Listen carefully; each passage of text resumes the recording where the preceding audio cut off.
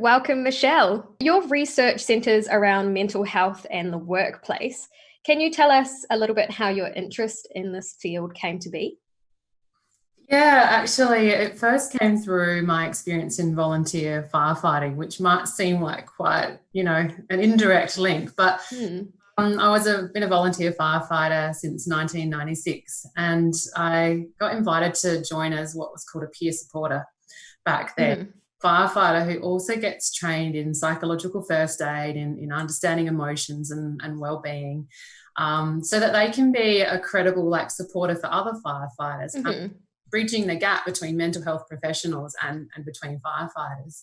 So I was studying psychology at the time, and I thought this sounded like a really nice fit between those two different parts of my life, and turned out to be just a really wonderful experience. Firefighters are great people to work with, and firefighters, especially with what they do for the community. And so I really enjoyed playing that, mental health supporting role in firefighting context. And eventually I just took my research in that direction as well. So it became just like a really natural flow on from those kind of practical experiences I'd had in volunteer firefighting.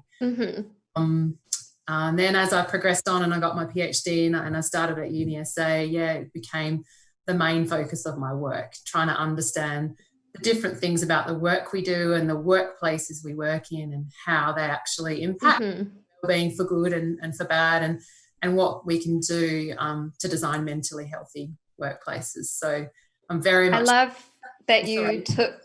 No, sorry. I am talking all over everybody. I just love to talk. I love that you took something that from a practical perspective into research and took something that you were already very familiar with, because I think a lot of us do that, but we don't necessarily recognize that so well in how we choose our work and research. So I think that makes a lot of sense. But what does your research involve here? Yeah, so it's broadly on work and wellbeing, as I've said, and very much on trying to understand workplaces. How do we design workplaces to be healthy for people, so people can come to work and they can thrive rather than just survive? And so I've pretty much focused on workplace bullying and occupational stress as my two different lines of research, I guess, under that work and wellbeing. But all the while trying to take that view that, what is the responsibility of the workplace to design a good workplace for others? There's other research that are on individual wellbeing, and I've done some stuff around mindfulness and how people can look after their own wellbeing. But I'm very strong on making sure organisations understand their own responsibility for looking after the workers they have. And most recently, I've been focused a lot on workplace bullying and just try to understand what is it in workplaces that enable bullying to take place. And therefore, if we focus on those enabling factors at the organisational level, how can we kind of bully-proof our organisation and protect people from that kind of experience? Well, hi, Michelle. I'm sorry, my internet froze, but I'm back. It's very nice to see you. Hi, Ashton. Glad to see you here, moving in the flesh. Yes, here again. So just to jump into this conversation, so I'd love to hear more about your research. What's been the most challenging aspect of conducting it so far? Yeah, I think one of the things I grapple with is just the understanding of stress and bullying. They can be perceived as individual issues. So bullying problems can be thought of as personality conflicts or people just not getting along, and stress can be thought of as, not being tough enough or not being resilient. They can be very much kind of placed in that individual bucket. And I think that can be really dangerous, because a lot of what we do at work is really challenging. A lot of the systems in workplaces aren't set up necessarily to be really sustainable for well-being. And so that's my main challenge, I think, is how do I shift thinking that, bullying and stress are actually very much determined by how well an organisation is functioning, not just how well an individual is functioning.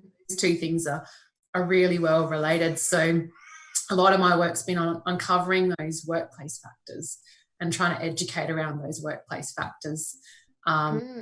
people's minds and shift the thinking and the interventions up to that organisational level, if that makes sense. Absolutely. It's been really interesting looking at some workplace structures with this pandemic, because obviously everything was forced to shift and pivot really quickly.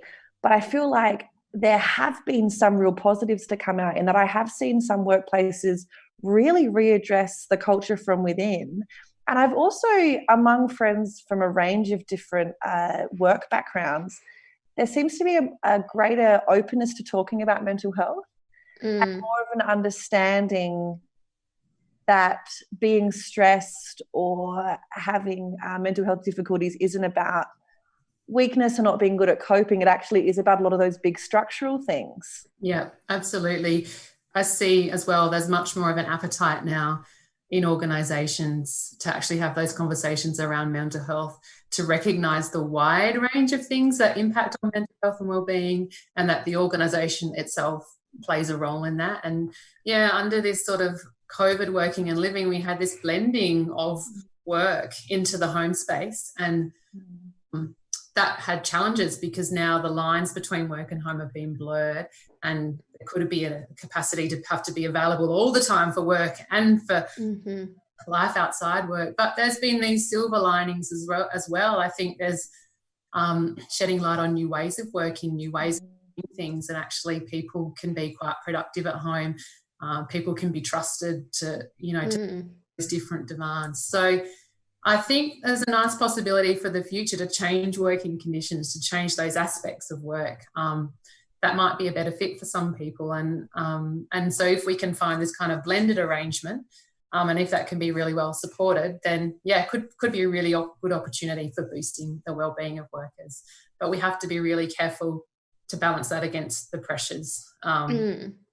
Yeah. Absolutely. So I guess to kind of look at the workplace a bit more broadly, what do you think are the most common factors that tend to impact mental health in the workplace?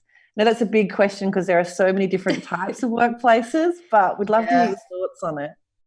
Oh, well, I think there's two core ingredients really in what makes quality work. One we can broadly call job demands. What are the things that require our effort, our energy, our investment? And we know that as demands increase, that it tends to deplete our energy reservoirs. So we need some kind of recovery for those. And we need other types of resources. So resources is the second kind of ingredient that we need. So resources are important because they help us do the work, or just because they're rewarding in their own right. They can be highly motivating, and work can be highly motivating, help us meet our basic psychological needs that we have as humans. So when we can get the balance between the demands we have and the resources we have, when they're in good balance, we can have rewarding work in which we can thrive. If they're out of balance, though, it can feel much more like a survival process where we're just going on and just kind of getting through. And that's when mental health really becomes at risk, because it's just a recipe for strain to build up over time, especially when we don't have opportunities for recovery. So that's a really important thing for people to understand, though. It's not just and not being able to cope. It's more likely that their work situation is out of balance with respect to the kind of demands that they've got going on and the kind of resources that they've got within them and within the environment to respond to those demands. And I think it makes so much sense when we're looking at it, because we talk about work-life balance, but we have to have that balance in the workplace as well. Otherwise, we're getting such a huge mental load, and there's no way to relieve that. And I'm sure all of us have been there, even, those kind of things happen at school as well as once you get into the workplace. And then now that we're at home and it's a different type of demand in a different way, and trying to turn that off all into something productive. Yeah. It's hard. It's mental demands, it's emotional demands, it's physical. So you can have all those different type of demands at work. And as we move out of the workplace to working at home, that changes the set of demands. And so we might become accustomed to one set of demands, and then we have a new set of demands. And that's much more draining on our energy to have to learn a new way of being and a new way of doing. And I think... Sorry?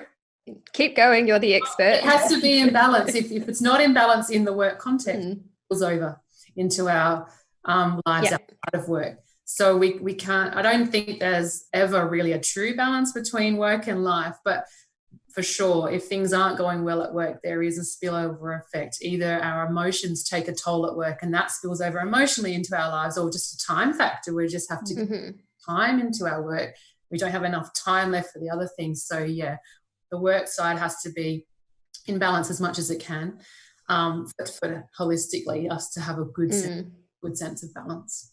And I think what Ashton was saying before, in terms of when we had to kind of go home and work at home and people were more accepting or more understanding of mental health, it's because everyone was facing that same demand.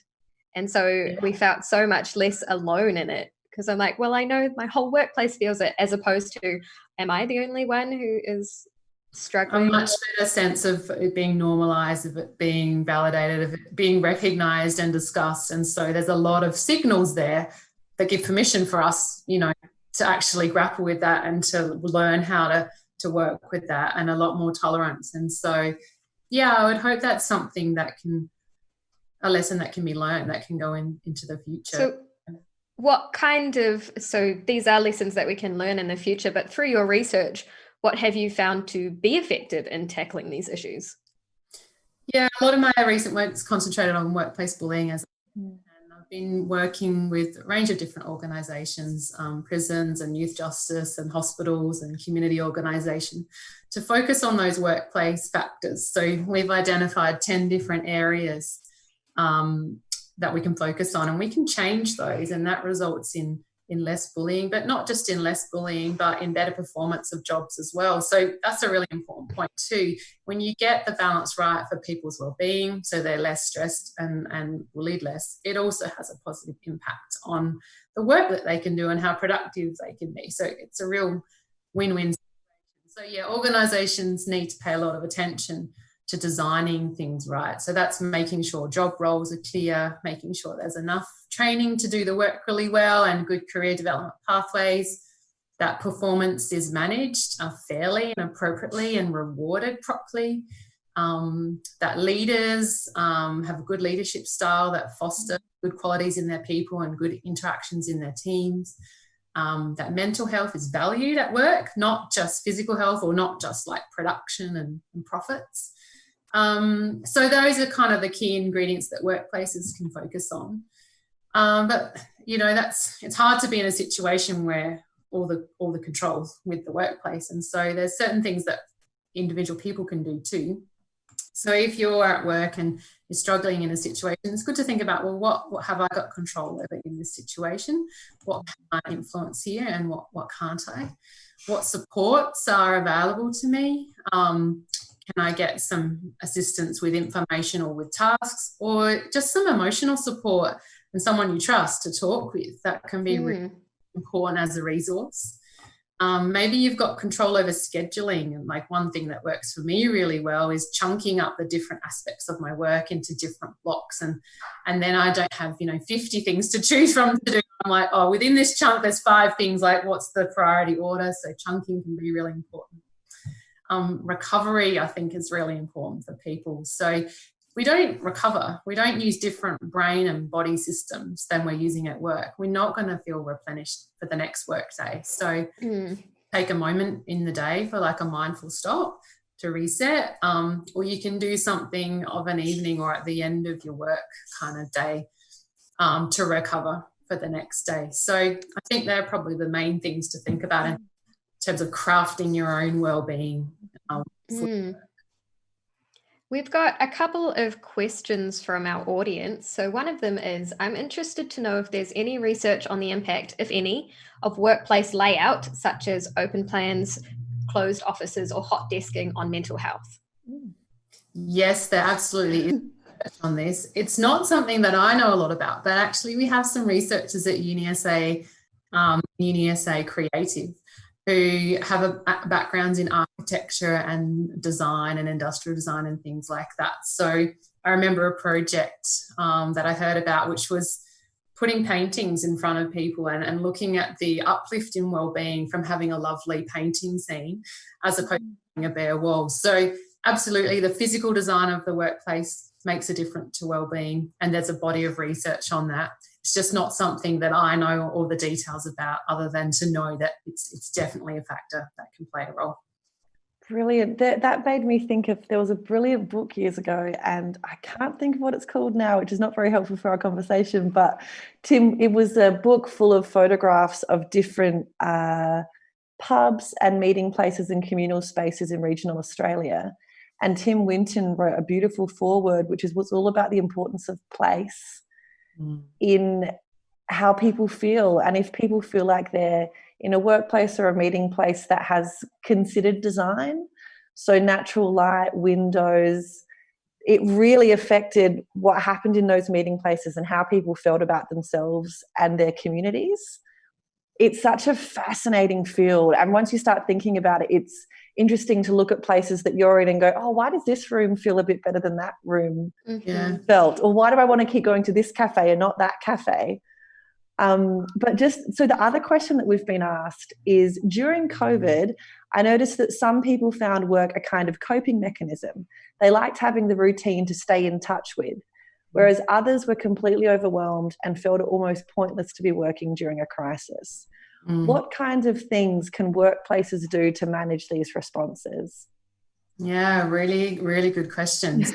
About COVID, it was a bit of a backdrop for stress and grief, actually. So one of the things that's most stressful for people is uncertainty. And when COVID came along, we just had ongoing uncertainty. We lost so much of our normal way of life, everything from being able to go and get a coffee to seeing our family to now having to move out of the workplace. We had the worry of if we got sick and loved ones got sick. So you've just got this melting pot of factors that, creates a lot of stress. And so, yeah, one way of coping in situations like that is to find points of control where you can. So I think that's the first part of that example, was some people found work as a really good thing that was stabilizing. Because it was familiar, it was one of the things that, we didn't have to lose, although we might have had to move out the workplace. The daily interactions, the daily tasks could be really grounding. But everyone's, of course, is different, and people have different responses. And that's one thing about stress, is that there are some kind of general learnings, but then within that, different things work for different people. And so for others, just the nature of that change, of all of those changes together, is really overwhelming. And that's something I had myself too. I found it very hard to focus in that first week or two as all of this was happening, because you're making decisions about sending kids to school and so on, and all of this going on. So in terms of workplaces and what their role, really clear communication. And just being aware that they need to focus not just on the physical aspects of work, not just does everyone have a computer and an ergonomic setup, but actually that those mental health, those psychological aspects of work, they always need to be in the frame. And think about what are the things that might come under threat. People might not have as much social support because we might not be able to check in with each other as we get a coffee in the kitchen. What are the ways we can put in social supports? Think about, the work-life balance. How is that going to be impacted? So I think that's the main recommendation. Make sure that those psychological ingredients, they always stay in the frame. They always get some attention when we're thinking about, your COVID response out of the workplace, moving back to the workplace, or any big change. That goes the same for any organisational change. Pay explicit attention to those psychological things, not just to the other things. Absolutely. So I guess to kind of go back to your work more about bullying in the workplace, what do you hope that people will take away from that work? I guess both employees and employers. Yeah, I think for employers, I want them to know that bullying is a reflection of how their organisation is functioning. So they shouldn't blame it on the individual people, although it plays out amongst people. They need to bullying is a signal that something needs to be fixed in the organisation, in the health of the organisation and its functioning. For people who do find themselves being bullied, again, they need to know that it's hard for that situation to change because it's being enabled by various workplace factors. But having a voice early, saying something early and reacting early to stop it is the most important thing. So bullying plays out along a power dynamic. The the bully always has more power in one form or another than does the target. And so some way to kind of redress that power imbalance, either by having a voice, by getting support, by taking action early before things escalate, is really important. And Safe Work Australia, the work health and safety regulator for our country, they have some good resources around bullying at work. If it's a situation that you or a friend is grappling with, I recommend checking out their website. That's great. Thank you. And I think our moderator who's on the chat today will put a link for that in the Twitch. So if anyone's watching and that is something they'd like to look into, the resources are there for you. Further on from that, and we were talking about how people understand this concept so empathetically, but I think that it can be very easy to not realize you're being bullied if you're being bullied in the workplace because of that power dynamic being there, thinking like, oh, that's just, how it's supposed to be because they've got more power. So how do you address those kind of issues? Yeah, I think you're highlighting a really important point there. Bullying, by definition, is something that's repeated over time. So you can't always recognize the first or second or third time it happens. And it might have kind of gone down a slippery slope before you're really aware. So I think the most important thing to know that it is real. It's, if you feel like something's wrong, then maybe it is, and it's worth checking out. And talk to people you trust. So maybe there's a bullying and harassment contact officer. Maybe there's a more senior staff member, then you can talk it through with. But I think that's one of the tricks and the troubles, Debbie, is that, because it's something that goes on over time, and because it always can't be pointed at what's going on. Some of it can be subtle, some of it can be psychological. It's a really tricky ground, and that's why I focus a lot on prevention, because once it escalates and starts getting worse, it's really tricky to resolve individual situations in a way that works out well for people. And once those workplace relationships have been damaged, it's really tough. And the anticipatory stress of having to think about going back into a workplace where you don't feel like your well-being is valued, where you feel like it's actually threatened every day from this behaviour, it's really tricky. Yeah, I think that a lot of people really struggle with that. And so it sounds like your research and your practical impacts of trying to prevent it, then ever getting to the stage where we're even realizing we're being bullied is so powerful. And I'm really excited that that's happening. That's really great. So what else are you working on in this space? What's next for you?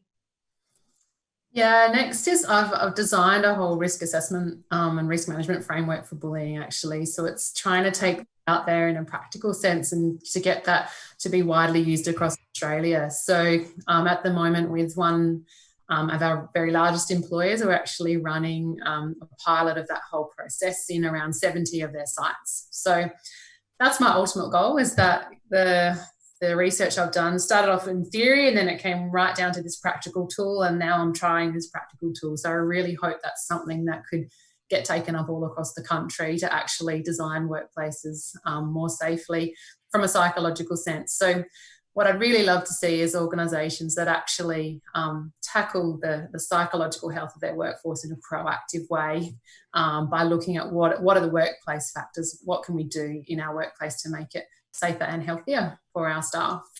Absolutely. That's such an exciting idea, to think of that program going nationwide and to see those fundamental shifts in workplaces. Yeah, absolutely. Especially as it can feel in those situations like you're powerless and it will never change. And I think people convince themselves that that's just how work is, but that isn't. We actually have these practical programs that are being implemented. Absolutely. It's not a space that organisations necessarily have capacity to do. So that's why research is really important. And we've got to build the knowledge and build the skills and the practical tools to make it easier for workplaces. It's a bit different than physical safety, when you can have the guards in place or the personal protective things like that.